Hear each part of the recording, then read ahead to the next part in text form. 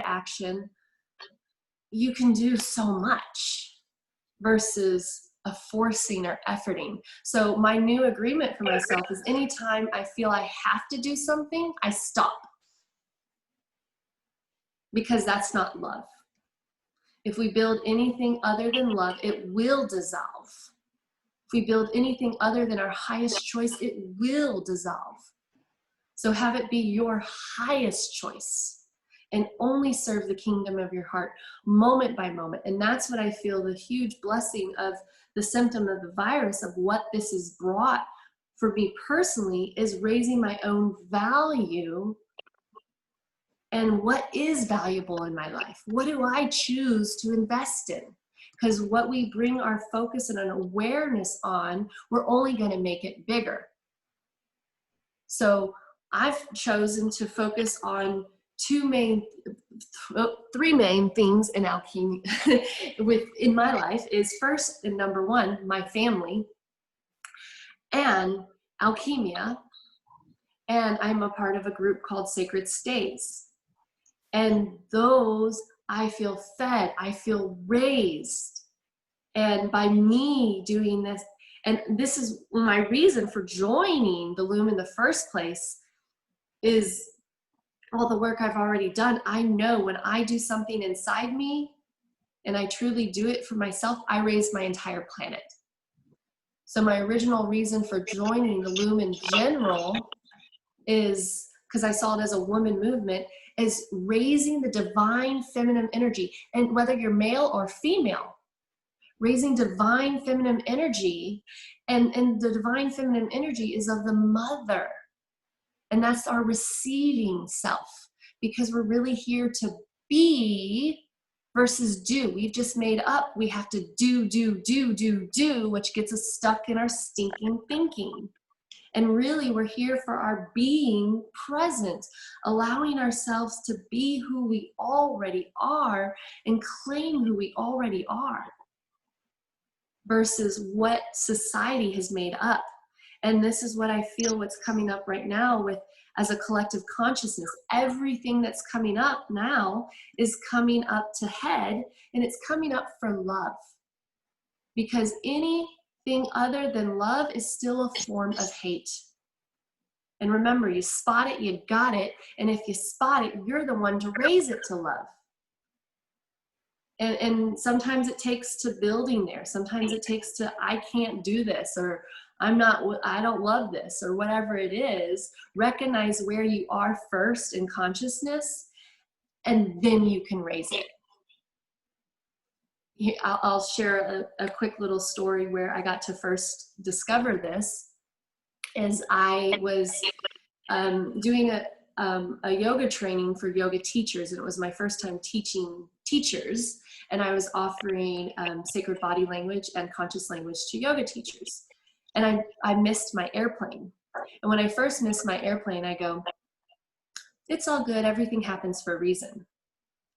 And that was my spiritual bypass of everything happens for a reason, because my feeling world was actually feeling pissed and angry and shame and blame. And then I discovered, no, it's not okay.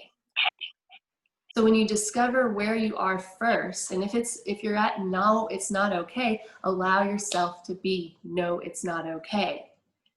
Because awareness is really what it is versus rainbows, butterflies, and sunshine. Because I used to be that person. This is John Key's bubble, don't disturb me, I'm rainbows, butterflies, and sunshine.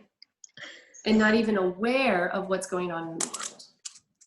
And what I've found is we become aware of what's going on in the world and then raise it to what it really is versus just being aloof to everything. Because awareness is whatever we're aware of. If we see it in our outer world, that's why I love weaving, is because the law of mirrors. If we see it in our outer world, then it's in us. If we see conflict or war or violence in our outer world, it's still war within us. Where have we had conflict? Where have you experienced, and it may even be something from a lineage pattern. It could be from your grandmother. It's in your DNA because we're 50% our mother and 50% our father. And so everything our parents haven't raised, we get to be the one to raise it. And so when you do it within you, you're actually doing it for 7 generations back and 7 generations forward. And this is why I love weaving, because I don't even have to tell my mom what I'm doing. I see it in her by me raising me. I raise divine mother in me. I raise my divine father. I see my father continuously having his dreams already fulfilled, and they are. Because anytime we're judging someone, judging ourselves or others, we're only making the pattern bigger versus loving yourself right where you are. And if you're in grief, if you're in anger, if you're in unconscious, whatever it is, love you where you are. That's the most important part, because all it takes is one drop, one mustard seed of love to dissolve the perceived illusion of lack, of shame, of blame, of fear, or whatever it is, because all that's really real is love. And I truly feel we're here to simply shine. And this is why I love weaving. And one of my favorite things is the law of mirrors, because I absolutely love my mirror reflections I see in Alchemy. Anytime I may forget something, I have someone to remind me. And that's what I feel is with Sadhana community, which is a Sanskrit word for enlightened community. That's what I feel weaving is an enlightened community. And it's not one of those, I'm enlightened, I don't need to know anymore. That's already having your cup full, and then how are you going to expand? We're here on this planet to constantly expand. I even imagine myself as an onion. Every layer is a new, different layer. And so being able to love yourself where you are, a Sagnaha community, an enlightened community, you can come with your grief, you can come with your anger, and I'm going to love you for who you are right now without trying to change or fix or make anything better. I'm going to love you for who you are, because I see who you really are. And that's why I love, because having community reminds us of the different reflections. It may be a light reflection, or it could be a shadow reflection of something you have yet to face, of a trigger, something that comes up in you and like, ooh, I don't know about this. I like triggers now, because I'm like, oh, my husband and I, we enjoy sometimes triggering each other, because there's more gold in those triggers of, okay, what is it that I still haven't, that I'm wearing a mask? What is it that I'm hiding from myself? So the law of mirrors is one of my most valuable things that I love about weaving. And I continue to grow. So yeah, thank you. Janaki, would you share that the foundation quote that you had shared earlier? Yes. What was it? Do you choose for me to share it in the chat or say it again? Just to say it again, somebody was okay. asking. My strongest foundation is formless awareness, divine presence. Okay, beautiful. Thank you so much. So it's allowing yourself to flow like water. Mm-hmm. And that's Perfect. why we all get to receive so much in our water elements. Yeah, big time. Can't wait. Yes. Thank you. You're welcome. I hope I have room for the rest of this feast. I wasn't expecting to share so much. Oops. I'm in the zone. Thank you. I'm so glad most of it was being recorded. I must watch this. People are there's funny things happening behind the scenes, is all I can say. Our host now, Kana, would love to share as well. So I'd like to welcome Kana to step in, please. Thank you, Penelope. I am extremely pleased to be able to share with you today. Um, and Janaki, thank you for all that you've shared so far. The the concept of the mirror and being able to see things only because we see it or experience it in some way in ourselves is so true. I remember years ago in the beginnings of my trainings as a healer and a teacher, I came across this story of Native Americans' history when the Europeans first came to the American continent. And there is a story that there was a tribe that lived on the coast who, when the ships of the Europeans came into view, they could not be seen because they had no concept, no experience, no idea of large ships with big sails on the ocean. They used canoes and they understood that concept, but the concept of a ship sailing out on the wide open sea with these big billowing sails was completely beyond their experience, and they literally could not see the ships until one of their shaman, their medicine man, who had had a dream and experience about the Europeans and their ships. He saw them because of the dream he had, and because of that reference he was able to literally focus his eyes and be able to see what was there. So it is true that anything that we see is only visible because we have it. We have experienced it, we entertain it, in some way it exists within us. And so thank you for sharing that, Janaki. That's such a very valuable concept to grasp and to embrace.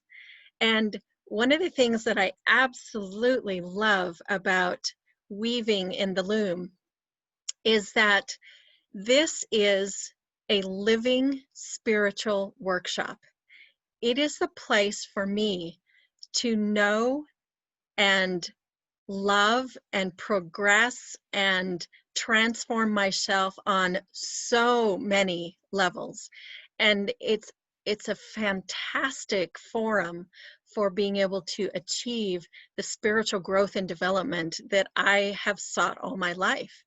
And as a teacher and a healer for like 20 plus years, and doing the things that I do and raising 9 kids and having grandchildren and having this really multifaceted life of experience, I have had lots of opportunities to attend workshops and to do personal transformation and spiritual work and so forth. And I will say hands down that doing my personal work and my play and connection in the mandalas has given me more opportunity and deeper opportunities to grow and progress than all the other things that I've been involved in. And there's some really great things out there that can create and facilitate transformation. I still seek those other opportunities out as well. I'm just saying that here in this loom, with this amazing group of 28 people that we have right now, we are in a process that is dynamic and life-changing and globally effective. So thank you for being present. And I wanted to address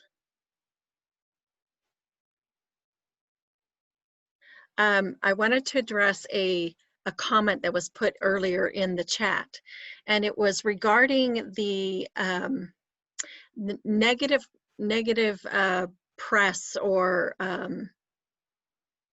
links and things that sometimes people will get a hold of when they are introduced to the loom. If they introduce it or they share it with somebody, so I've had this experience. I invited a woman to join us in a gifting circle. This was many years ago. And she was thrilled. On the Zoom call, she had the feeling, the inspiration, and it was a yes, a big yes for her. And so she joined with us. She gave her gift, and she was very enthusiastic. And then several days later, she apparently had shared this with a friend, somebody close to her, and this friend told her about some links and some information that were very negatively poised to put a dark light on the mandala movement or the gifting circles. So she pulled back for a little bit, and she didn't show up in the calls, and stopped participating quite a bit. And so I asked her, you know, what's going on? How can I support you? And she told me about this experience, and she said that she had read some of the articles and seen like a video or something that had made her question her yes. And so I listened to her, and I listened to all of the input that she was receiving as she shared it with me. And then I was so grateful. Spirit inspired, and the words that were absolutely perfect for her awareness came forward, and she took the time that she needed to consider all of the information that was being shared with her, both positive and negative, and she came right back around to her yes. Now, I have experienced throughout my 8+, I don't even remember now how many years I've been traveling and playing in gifting circles, but in all those years, I have from time to time, people have shared with me, oh, that's not a good idea, and I'll tell you why, and they share me their oppositional information. And others who will join in and be thrilled and excited, and they get the vision, and then somebody will, you know, taint the waters for them with something that seems to be of a negative nature. And here's what I have found through all these years, with all these experiences. When a person receives a yes, it is a yes, and we get to trust that. And when that yes gets challenged, I celebrate the challenge. In the challenge, the first woman that I just described to you in my little story here, was I listened to all of the challenge that was being presented to her, and I celebrated it with her. And in celebrating, she came full circle right back around to her yes. And she realized that her yes was valid from the first moment that she received it. And it was even stronger and more valid as she accepted the challenge, celebrated it, and tuned in to what was really in her highest interest and her best high vibration. And this is the focus that I found really works. And I received from another person. I'm currently playing in 4 mandalas, and I am playing in each of the elements. I'm in a fire position, a wind position, an earth position, and a water position. And what fun it is. And the thing that I'm learning and I'm finding is that in every single one of those elements, I get to address all of those things that will challenge me. And when the challenge comes, when I celebrate it and I dive deep and I look into it with an honest, open heart, I find that my yes is still there. And another thing that has come to me just recently, because of the global pandemic, because people have lost jobs, because there's a lot of fear and worry about money and the economy and so forth, there have been on occasion comments that, well, it's really hard right now, and I don't think anybody could really come up with the gift. The gift Yeah. is a difficult thing to do. So when that has come up to me, I have considered again, because here is a challenge to my yes and to my joining into this vision. Is it really that difficult? The very first gifting circle that I joined in, the gift was $5,000. And that seems like a whole lot of money, but what's so amazing, what's so miraculous is that When I got my yes to that, I was in the middle of a very challenging divorce and custody process that was going on. I had no money, no income. I had I on paper and just at a glance, I was not a good candidate for saying yes to something like a $5,000 gift. And miracle after miracle, once I leaned into my yes, once I really got in tune with it, things came together. And I won't even tell you, I have so many dozens of stories about all the times that I have said yes. And the moment the yes is there and I step into it, the money flows, the gifts come, the miracles happen, the people show up. It really is about movement. It's about flow and all about support. And that's what we are doing in this playful experiment in the mandala, in gifting in the loom. There are so many ways that we are blessed and supported just by leaning into our yes and taking every challenge to that yes as an opportunity to really get clear about it and to celebrate what's happening in our lives and the transformation that it's bringing forth.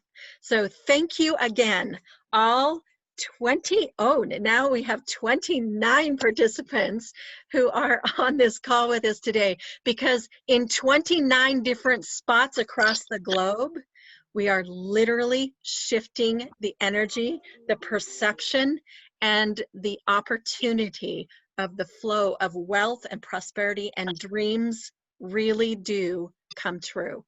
Thank you for being here. Oh, thank you so much, Kana. And before you go, there was a question from somebody with an A name, and she was asking, how does one celebrate those challenges? And Nolga said she was wondering the same. So yeah, if you could say in a few words, how does one celebrate those challenges? Alma was asking. Thank you. Thank you for asking that. That's a very good question. For me, what really works is, one, I have a daily routine where the moment I wake up, the first thing that I do in my meditation is I give thanks for all of the travelers that I am traveling with in the loom. And I also give thanks for those that are coming into me. So I have that connection to begin with.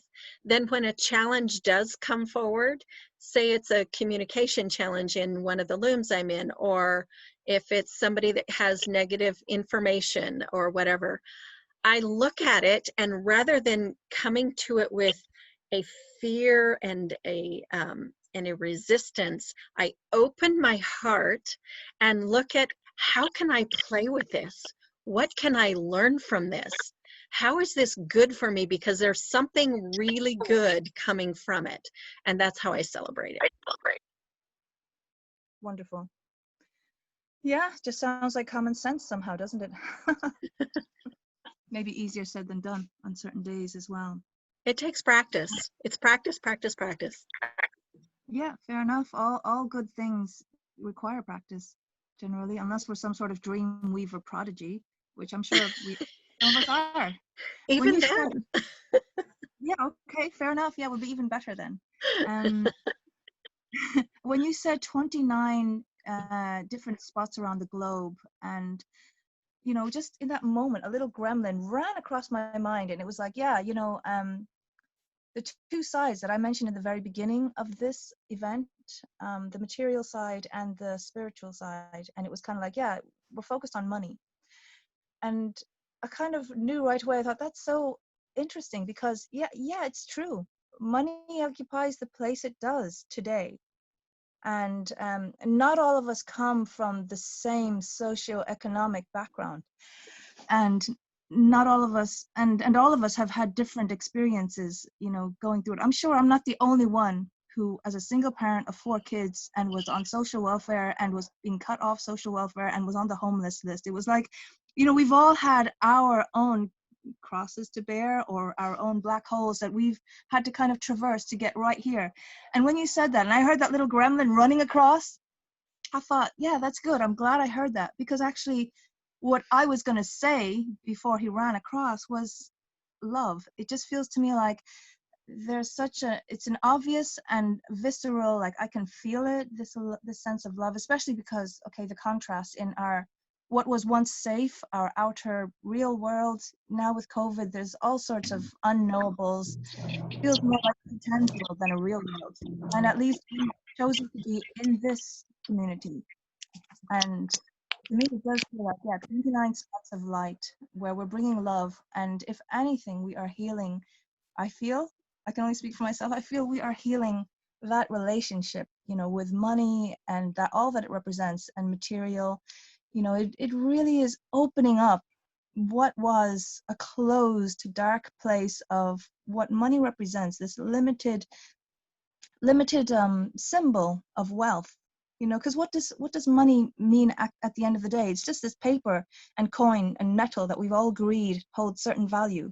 And I think through the dream weaving, we've gone beyond that. I think almost all of us, and me being a baby, you know, especially if your experience has questioned, like, wow, what am I going to do with this money? The abundance consciousness is there now. I'm blessed already to be living in a consciousness where I'm continually asking myself, well, what is my dream now? I'm refining my dream. Geez, you know, who isn't blessed, who gets to ask themselves that every day? That's amazing, really. So anyway, I would really love to, I'm really so glad to meet you, Kana, here. And thank you so much for all your work behind the scenes, including making our new really cool Paquita really professional and really smooth, and also for recording. Our next presenter is Laura Lina, and Laura Lina I met when she hosted a wind training Zoom some months ago in the COVID era. I think you're ready to go on, and I'm conscious of the time. It is now 6 p.m. here in Ireland, and I'm hoping we'll be able to call it a wrap in 55 minutes. I put the link of a group in the chat, and so if you're on that chat group, then the recording will appear there, and even the chat will appear there in some days' time. So Laura Lina, if you're ready, break a leg, girl. Yes, hello. Wow, thank you for putting this together. The speakers have been absolutely amazing. Thank you, thank you, thank you. So inspiring. So inspiring. 9 children, that keeps you said you raised 9 kids, and that has just it keeps dancing in my mind. And that you're in all the elements. That's also amazing. I remember being there at a point and also feeling like overwhelmed at a moment, but immediately just like this rainbow of like, oh my goodness, I'm all of it, you know, like such a celebration. Yes, thank you. I made a bunch of notes trying to get ready for this, and I feel like the previous speakers have definitely touched on all of it. So I'm going to be a little more technical when it comes to like that space of a spark becoming fire. So what I had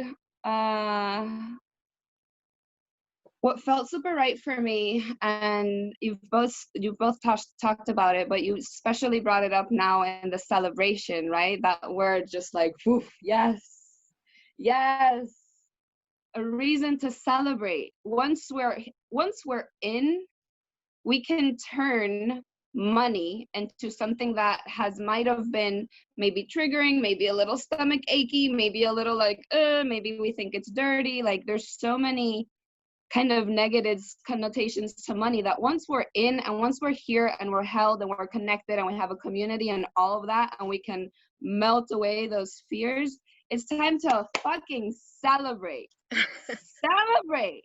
We are here and we have each other, and we don't have to feel icky about wanting to create abundance because we're here, we know what it's for, we're talking about our dreams, we're constantly like you said, Penelope, what a blessing, really. I think that's something that we take for granted here. The fact that we get to think of what's my dream, what's my current dream right now, and that over and over. And not only think about it you for yourself, but have a team of amazing souls accountable for that dream and cheering you on for that dream. So super cool. So that brings to what I wanted to share, which is to live it so hard. And this is with like anything in life, right? Anything, and let's put it in a way of like a third person. When you meet somebody, let's say you go camping, and then it might have been an experience of my own. You go camping and you meet somebody who's just the mushroom man, and he's just talking about mushrooms all the time. And in that time that you meet this person, you learn so much about mushrooms, and now you know that there's somebody out there that is sharing this incredible information. It's just like you meet somebody that lives something so deeply that you automatically learn from what their passion is even before you know their name, right? So that is meeting somebody that just lives it so hard. And I remember when I started weaving, everybody in the space had that energy. And had the energy because, first of all, it was very like, you had to, because it was lunar rhythm, and it was like, you had to fully encompass and have nothing else to do, kind of, and just like full. But it was because it was all experienced weavers, and they really wanted to be on a schedule, which is not my preference, but I met weavers that live it so hard. And when you live something so hard, no matter what it is, you walk around, and you don't have to be imagining you're walking around, because some people might not be walking around, but you go through life recognizing that energy in other people. And when you're living it so hard and recognizing that energy in other people, it's easy to kind of just talk about it because it's in you. So it's funny because when I'm really into like my windy, my windy element, it's like anybody can say something that I will recognize, ooh, they would be really good weaving. Either they have really great communication skills, or they have really great organization skills, or they have a really cool project in mind, like something comes up. And a lot of times that something comes up because I live it so hard that I have this joy that comes from being with you guys, right? So I live just joy. And when you have that joy, people open up to you because they're attracted to the joy. They open up. Maybe somebody came to fix my sink, but ended up telling me about how they really want to be a baker, and like what their real passion is. And then I see an opportunity to make this awesome person part of our tribe and part of what we're doing here, and keep growing. So living it so hard that you just feel it in your body, and it's easy to communicate it because it's not something that's kind of foreign. It's not like you have to switch channels in your mind to be like, oh, okay, like weaver mode, let me think of the terms. No, it's just in you. It's just in you. Why are you so happy? Oh my God, because I just came out of this Zoom, and like just and that I take away from like when I first came in, there was a lot of elders weaving, and like Colombian grandmothers weaving with their grandmother, friends and family. And there was a very strong energy of here and now, and there's no time to waste. And why is anybody wasting time? Like, we know that you should be doing what feels right. Don't think about it. So it was always like, if there's a little bit of you, if there's a little piece of you that this resonates with, just jump. That was grandmother medicine. So living it so hard that the curiosities that people might come with sound like poems, and that questions are so easily answered, and that the skeptic energy is let go with love and laughter, which is important. I think laughter here is it's what counterbalances the energy that can come with a no. Because the no is never for you. The no is for themselves at the moment. The no is for the loom. The no is never for you. It's never, do you want to stop being my friend? You know, like, and we should always be 100% conscious of that all the time. To live it so hard that we can feel the shifts in frequency all over life. And I'm sure everybody can kind of vibe with this after you. I see a lot of chats, but I'm not fast enough to read them in flow, so okay. I'll read them later. So after our yes, right? Everybody can tap into that common feeling of synchronicities. Let's just call it. Like, a lot of people can agree to a chain of synchronicities that happen after you say yes. And then, of course, you know, like, if you really embody it, the flowers get brighter, the green gets greener, the blue gets bluer. We feel a need to connect to the fire. We feel a need to feel the wind. We start appreciating the wind. We feel the earth under our feet, and it becomes a thing to connect to the earth. And the water, once you become water, that connection to the water is so sacred. So to live it so hard that you smile so much, remembering that you're part of something so fucking awesome. Every time I leave one of these, I feel like a unicorn. And again, that is not something that a lot of people have. So try to imagine life now without that. When most people are going on the screens and they're just filling themselves with probably 70% bullshit, 10% trying to step away from the bullshit, and just, you know, a mix of random things. But we have an opportunity to come here and connect with each other in our most high,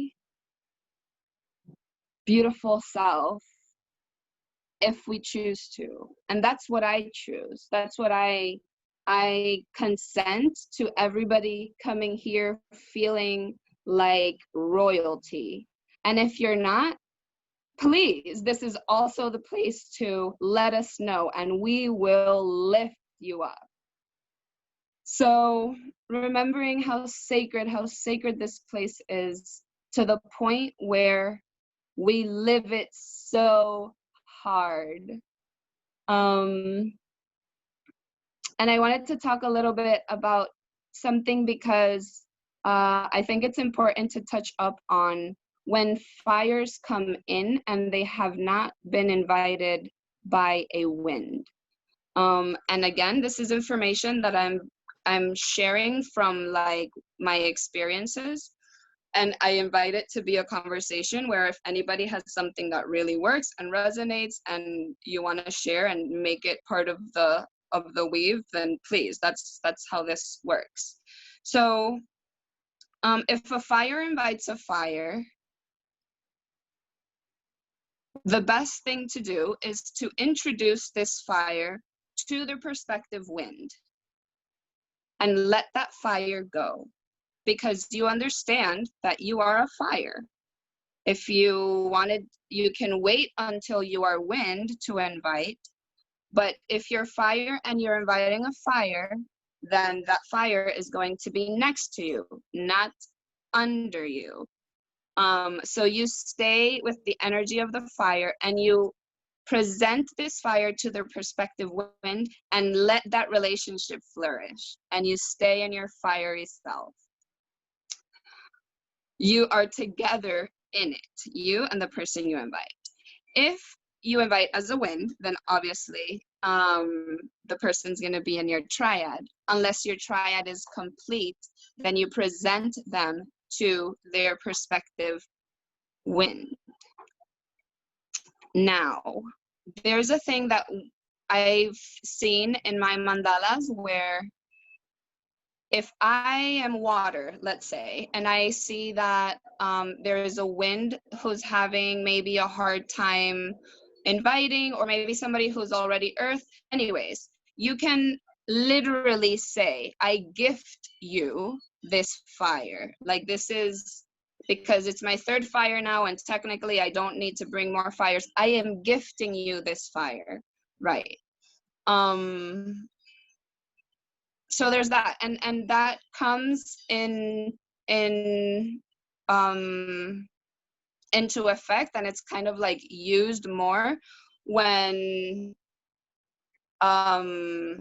you know, somebody's in and they haven't invited, and maybe they're earth but they haven't invited, or people think they haven't invited, but they already have a fire invited for them. I don't know. Anyways, so as in earth, if you invite as an earth, also you just present this fire to its perspective wind, and the wind takes off with that relationship, and you stay in your earthy vibes and you continue your earthy vibes.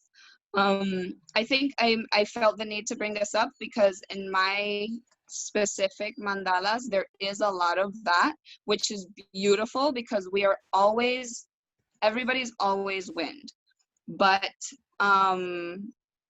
everybody's always also encouraging the winds to blow. But if anybody else in any other element brings a fire in, I think it's always a team discussion of all the things that just mentioned, you know, where it's going to go, if it's un fueguito prestado, un fueguito regalado, which is like, a regalado means I gift you this fire, you are let go of bringing, you know, you have one less fire to bring. Or if it's like, no, this is the fire that I had to bring in, this is my second fire, but now I'm earth, so it's gonna go under yours, and you still need to bring in your two fires. If that needs clarity, it can be a whole other conversation, but I am, oh, and then another thing, and this is very different in a lot of mandalas, but the ones that I'm kind of seeing right now, in the fractals, we usually have 24 hours to give the gift, and in the loom, since I started, it was always 3 days. Now I see that there's a lot of fluidity in that, and that people come in and then manifest their gift through different ways and stuff. But I think it's just always worth really talking about it at the beginning of how your specific structure flows. I feel like I feel complete. That's it on my notes. If anything else comes up, I will definitely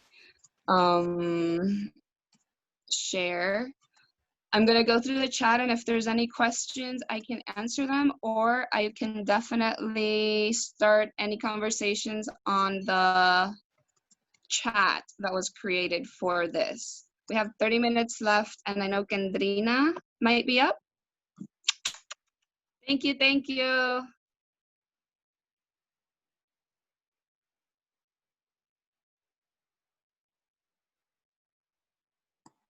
Hi, sisters. Yeah, I'll share a few words. Thank you so much to everybody who has spoken today. I received so much, and wow, so many of you that I didn't know before and I hadn't heard speak, and I hadn't felt your resonance, and it's really beautiful. Please give us an introduction of your name and where you are. Yeah, absolutely. My name Thank is you. Kendra, and oh, it doesn't have my name in here. That's why. Let me change that. Sorry about that. There. So yeah, I'm Kendrina. I live, well, right now I'm currently in Miami, but I live between Mexico and Miami. My family's from Mexico, but I'm leaving Miami for now, for good. I'm gonna go relocate permanently in Mexico. And I joined my first mandala about 8 years ago, which came at a time when I had left my old life of being an economist, and I didn't resonate with the economic structures of the world and why there was no value placed on the all, on all human lives, on all, on everyone. And so, long story short, I left that world, and right when I did, very soon after, I was invited to my first mandala, and it was such a beautiful, magical experience to receive that gift as such an affirmation from the universe that I had, taken the right bold step of leaving my former, my former life. Yeah, I used to work for the World Bank and in organizations like that, so it was definitely a very dense environment. So one of the things I wanted to share with respect to, so much beauty has been shared already, so I don't want to repeat, but specifically with the topic of this, converting the sparks to fires. I know that was the general, topic of this summit. And one of the things that I find very, very important to keep in our hearts and, front in our consciousness is, and what I always share with any of the women that I'm an elder sister with in mandalas or as an earth or whatnot, I continue to weave and reweave. And I loved Kana, how you shared, how you're playing in different elements. I love how you said it like that. That was beautiful. Is the art of detachment. And I did have to leave at one point for a quick call that I got, so I hope this wasn't spoken about already. And if it was, please put a comment in the chat. Was it? No, it hasn't been? Okay. So yes. And, that's obviously really useful for our overall life. And of course, I always say the mandala is a microcosm of the macrocosm, and everything that occurs and everything that gets triggered in us and the dynamics that occur, it's a reflection of what's happening in our larger life. And so with respect to the art of detachment, I find that to be so important. I know Lauralina touched on this a little bit, which is what really inspired me to want to go a little deeper into this, because I find that's one of the most challenging aspects for winds when they're blowing, is that feeling of, she said no, or the fear of blowing to somebody out of the fear of rejection, of that rejection of somebody saying no to you. And so I always stress how powerful it is for us to really embody that detachment, and knowing that we are giving a gift to somebody just by even choosing somebody to blow to. I always also share with my winds, this is not, I have to bring in 2 women to the mandala. It's shifting that paradigm. This is, I get to invite 2 women. And when you shift that, I even got chills. That's great spirit saying, aho. When you shift that perspective from, I have to bring in the language is so powerful. So I have to bring in 2 people. No, it's, I get to invite 2, women, but we have a man here, so I'll say people. I get to invite 2 women, and only 2. Of course, we know we can invite more, but the commitment is 2. I get to invite 2, and I'm choosing you as 1. I mean, that's a gift we're giving to somebody. And so when from that posture, you you blow, it's a completely different experience, because that energy, you know, it's all energy, everything's energy. And so the energetics from somebody who's standing in that place of, wow, I have a real gift that I get to share with only 2 people. That's a completely, the person who's receiving that is going to receive a completely different transmission and a completely different vibration, because the energy that's coming in your language, that's coming out of your mouth, is going to have a completely different frequency, because you will be coming from a place of, I'm gifting someone, not I'm having to convince someone, you know, which is kind of the energy that goes into when we approach it from, I have to. So I really encourage everybody to, you know, stay in that place, meditate on that. You know, before blowing, I also always encourage to do a meditation of connecting the heart chakra with the throat chakra. And if you're visual, you know, see the colors, the green combining with the blue, and however it is that you know, practice best your meditation. But really, truly, before you're going to have a conversation with someone, you're going to do it by text, even doing it, you know, by text. I am one, I prefer more, I always encourage, you know, conversations, at least over the phone, but I know some people blow through text. So, yeah, to connect your heart to your throat and really spend, even if it's 2 minutes, just anchoring into that space, so that when you do share, it is coming from your heart and from that place of, I'm sharing a gift with you. And then that's where the detachment comes in. Because when you truly gift someone something, you're not, I mean, I know that sometimes we're like, oh, I really hope they like it. Well, but actually that's not up to us. You know, if you gift your friend something for her birthday, you buy her whatever, a candle. Of course you want her to like it, but whether she likes it or not, I mean, that's up to her, right? So the same goes with blowing. And that's, again, that's where the detachment comes in. It's like detaching ourselves from the outcome, detaching ourselves from what's going to happen, not having any expectations, and just truly sharing a gift from the heart. And, you know, I always say, some will, some won't, so what? You know, it's life, it's beautiful, it's all good.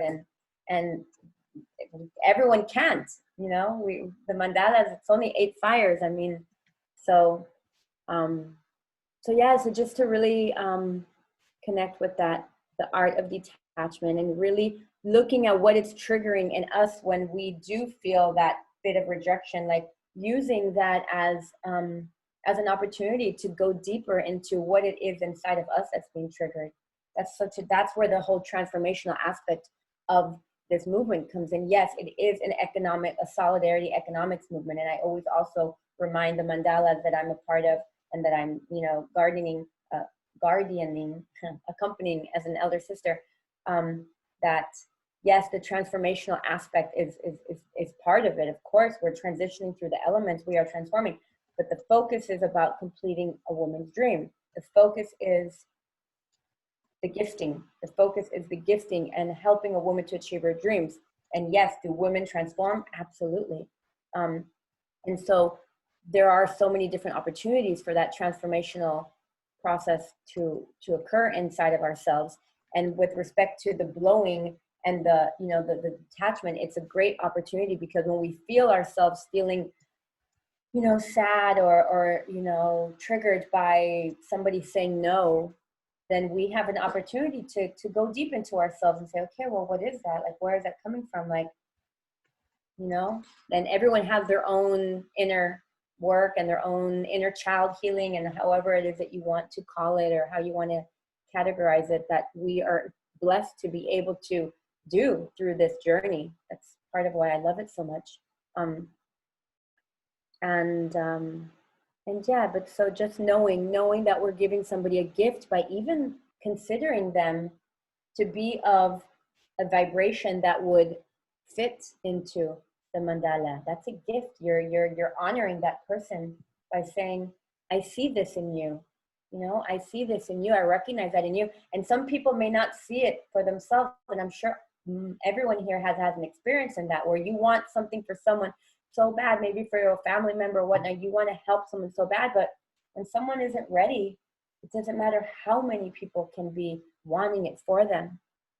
when someone's not ready and doesn't see that in themselves, then we just detach. We let it go with love. We detach and we say, okay, well, I was so happy to be able to gift this to you, and we're planting seeds. You know, I've had many experiences where I've blown to someone and they said no, and then 7 months later, they said yes. You know, and they entered another mandala. Or actually, I had an experience. Actually, I don't know if she's on anymore. She was on earlier. But one of my dear sisters, I blew to her, I think initially like 4 years back, or 3 years back. And for like a completely, obviously, different mandala back then. And then now it was just the right moment, the right time. I mean, she's one of my dear friends. So of course we stay in close communication throughout the years. And she was ready, you know? It was like 4 years later, she joined her first mandala. I'm not saying it always takes somebody 4 years, but it's just to say that we plant seeds. We plant seeds by giving the gift of blowing. So that's one of the things I really wanted to stress, and just to really anchor that into your heart, that it's a gift that we get to give to people, just the blowing to them, the inviting them. Yeah, so I want to be conscious of the time in case there's anybody else that has to share. Thank you so much, Kendrina. That's Yeah. gorgeous. That's like, we need all this as our foundation level, and then we're building up our own day-to-day magic and medicine on top of this. So thank you so much. Thank you so much. I just want to honor you in front of everyone for your initiative and your dedication, especially somebody so new to the movement. I see you on the chats and for organizing. It takes time and effort and energy. So thank you. Thank you. It's just a reflection of what I'm getting, so it's, you know, no biggie. Thank you. Wow. Okay, so Natasha now, who has a fancy name. I can't. Natasha is going to present for us. We have less than 20 minutes. Oh no, we have like 25 minutes. So if you're presenting, if you feel called to share something with us, do please just put it on the chat, and so we know who we get to look forward to next. Thank you so much, Penelope. It's beautiful to be here. And again, I'll echo what Gendrina said, your initiative to step up and organize and hold this space. And from your inspiration that comes so purely of offering that to others, it's so beautiful to see and witness. And you're like such an inspiration to me and to so many people here. So I really want you to know that. And thank you for doing all that you do. Yeah. My name is Natasha. I am in Central Florida. I am here weaving with my mom. Oh, you want to introduce yourself? Hi, I'm Mocha. This is my mama. I'm in the Loom Bigger Mandala. I'm currently in Wind. It's been a deep dive. We've been weaving for almost 1.5 years together. So, and I'm also in a few fractals. So my experience comes from there, and it's been a really beautiful journey for me to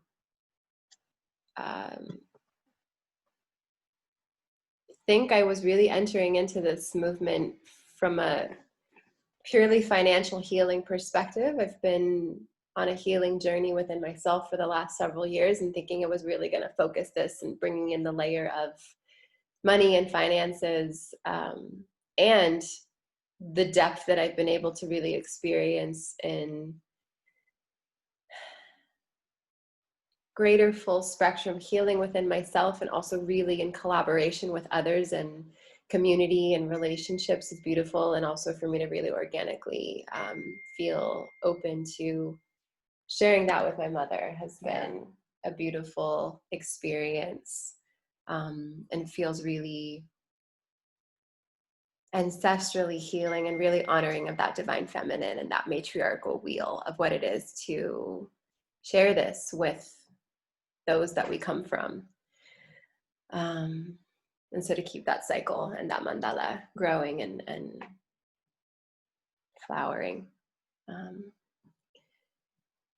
I thank everyone who has shared up until this point. You've dropped wisdom bombs all over, and it's been very, very nourishing to receive. And so I feel really complete in everything that has been shared.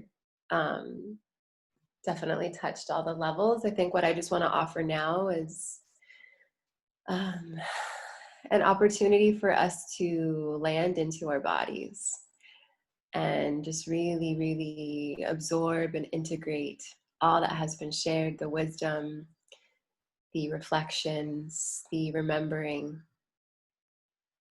of who we are in this movement, who we are for each other, the detachment, the who we are in our bodies, and the gift that we experience of being here together, of sharing from this place of honesty and truth and inspiration, and the gift that it is to be able to share this with each other. And like, oh, I forget her name. She was the beautiful Kana that she shared earlier of seeing that 29, however many, we have 18 now, but those different spots all over the world of cultivating that, just seeing on a globe, and how it's just building this energy of being better humans, and how we can impact all of our circles around that, around the world, and everyone that we're connected with, as far as just holding these values and principles of love and growth and transparency with each other as we go through some challenging times in the world, and many systems breaking down in order to be built anew. And remembering the roots of, we've done this for a very, very, very long time, and honoring the cultures, and especially so many of these movements like the Susu from Mama Africa, and in Latin America, and just all across the world from indigenous cultures, knowing how to support each other. So with that, I just invite us to remember where we've come from, where we are, and where we're going.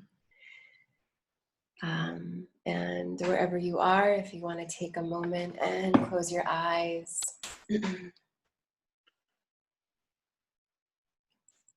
And feel your body connected to the ground. Maybe you're on a chair, maybe you're on the floor, maybe you're on a bed, maybe you're outside.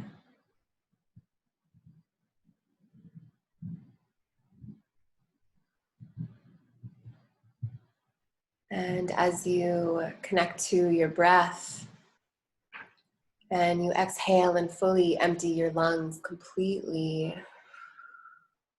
allowing your belly to sink into behind your navel, allowing that contraction as you're exhaling, fully emptying completely, and inhaling slowly through your nose. Filling your lungs, feeling your body expand as you feel where you are connected to the earth right now in this moment.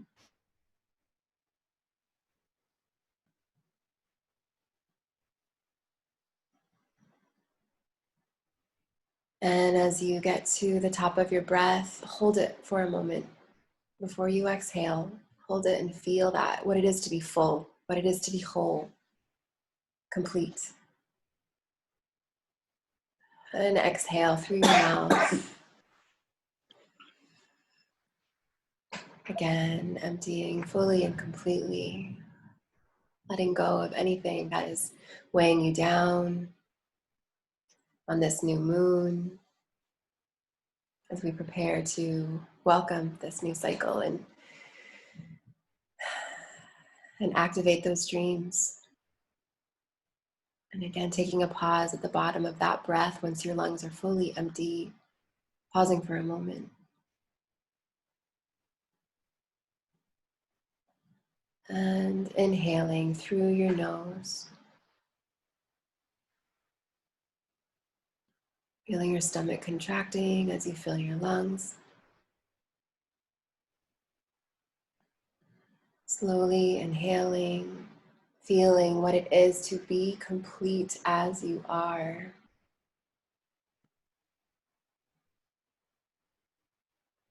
And pausing for a moment at the top of that breath.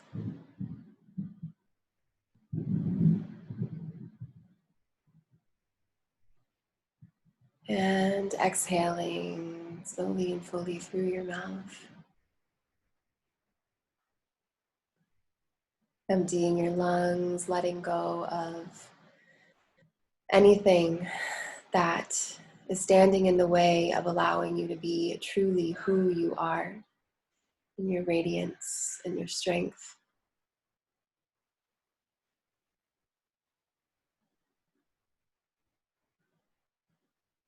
And as you're in your body, feel yourself, your feet connected to the ground.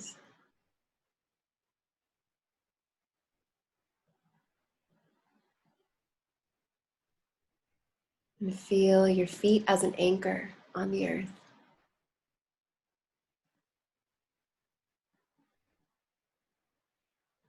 Anchored to Gaia herself.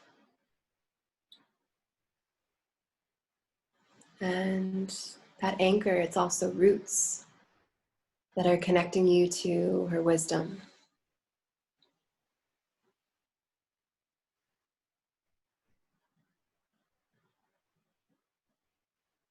That are connecting you to her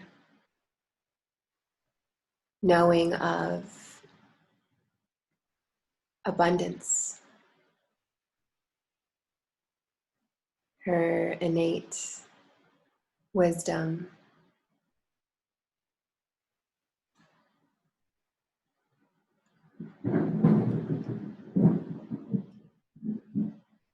and from your feet, allowing your roots to tap into that wisdom that knows how to grow a tree that grows fruits, that grow with an infinite amount of seeds, that have an infinite amount of new trees within them to continue growing and spreading and sharing.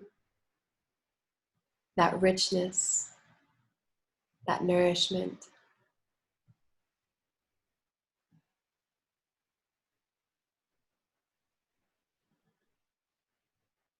And as you tap into that wisdom from the earth herself, on your next inhalation, feel your body pulling up from that wisdom through those roots, that anchor from your feet, and allowing that to rise through your body, through the soles of your feet, through your legs, through your knees. There might be a warm sensation of this energy that's rising through your knees, up your thighs, into your belly,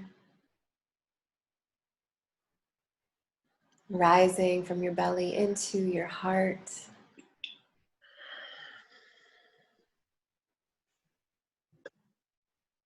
And as that warm energy of abundance rises from the wisdom of the earth through your body and into your heart, allow it to rest in your heart for a moment. And allow it to melt down any walls that might have been built, any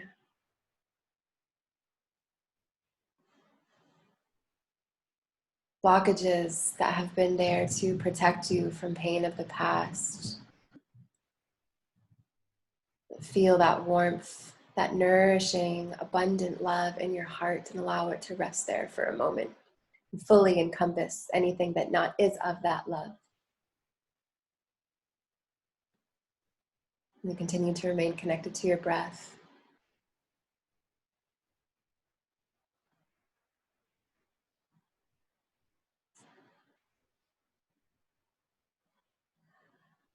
And on the next inhalation, allow that loving, abundant nourishment to rise from your heart into your throat, activating those parts that feel maybe a little cold, those vocal cords that have been shut down, that might have not been helping you to really express yourself and express especially the gift of this movement to those who come to you in your heart now.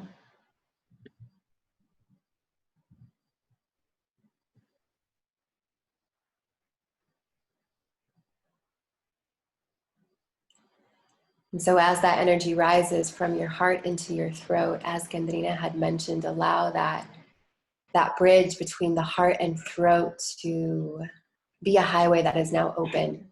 Allow that connection to be there, on, activated, lit up from here moving forward.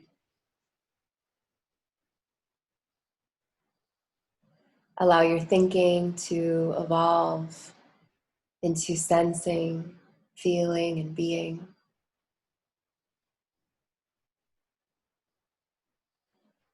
And feel with your heart before you think. And feel before you speak.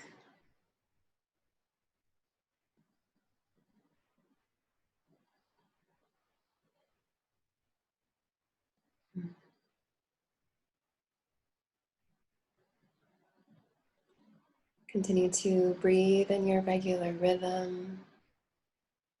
And if it feels good for you, just offer some gratitude, even with your hands on your body, if you feel like you need to touch yourself somewhere to just help your body know that you're here, that you're supporting its presence, its physical expression, the message that wants to come through that sacred voice, that highway between your heart and your throat that is open.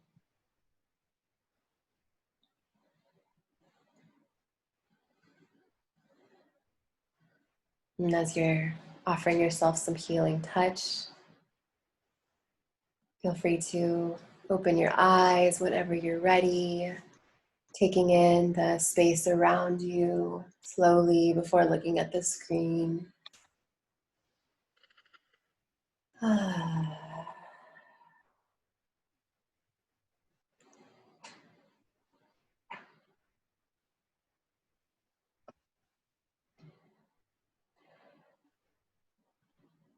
Thank you so much for being here now together in your body, with all of our bodies.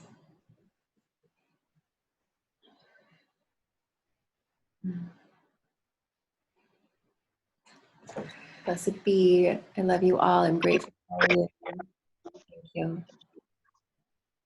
Thank you so much, Natasha. Wow, what a perfect way to end. Landing back in our bodies. Natasha, you know, that's such a treasure. There's nothing that can replace the direct. I hope you were able to get, I know as you're leading it, I hope Mama was able to follow along. Thank you for leading us all. It's we're down to the last 10 minutes, and I'm just wondering, is anybody else, I've lost track of who is actually presenting, but I have the feeling that most people have gone that wished to present something, and if not, please step forward. And if I was right the first time, then if there's anything that anybody else would like to say, please, you know, we're going to be signing off soon. I'll just say that there's a part 2. We were looking to follow this up on Friday. That's over a week after, because we'll have a recording ready, thanks to Kana, in a couple of days' time. And we'll share that on the groups in Telegram, just because they just get so lost in all those other groups. And then I'm always naughty and I always post it on the groups I'm not supposed to. So part 2 is coming up. But meanwhile, if anybody would like to say anything now before we sign off.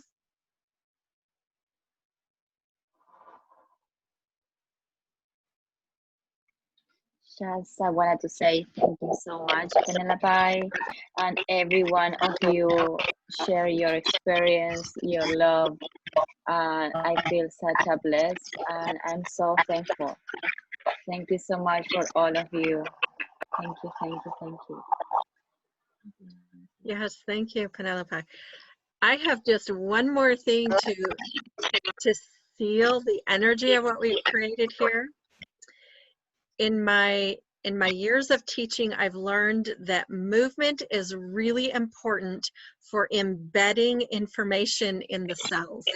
So would everybody, I'm going to unmute everybody and we're going to spend just 1 minute in celebration. Raise your hands, clap, shout, whatever is appropriate for you. All participants are now unmuted. Is that true? Yes, I think so. Yes? Yes! Thank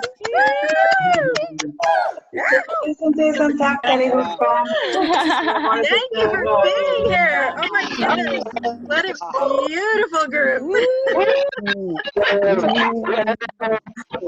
Thank you, thank you.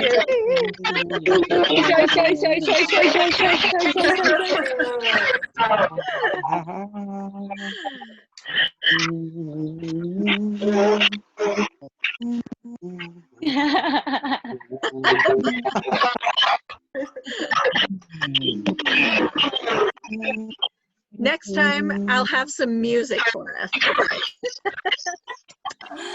All is good. All is good. Thank you. So good. Thank you so much, everybody. Thank you. Thank you. Yes. Thank you.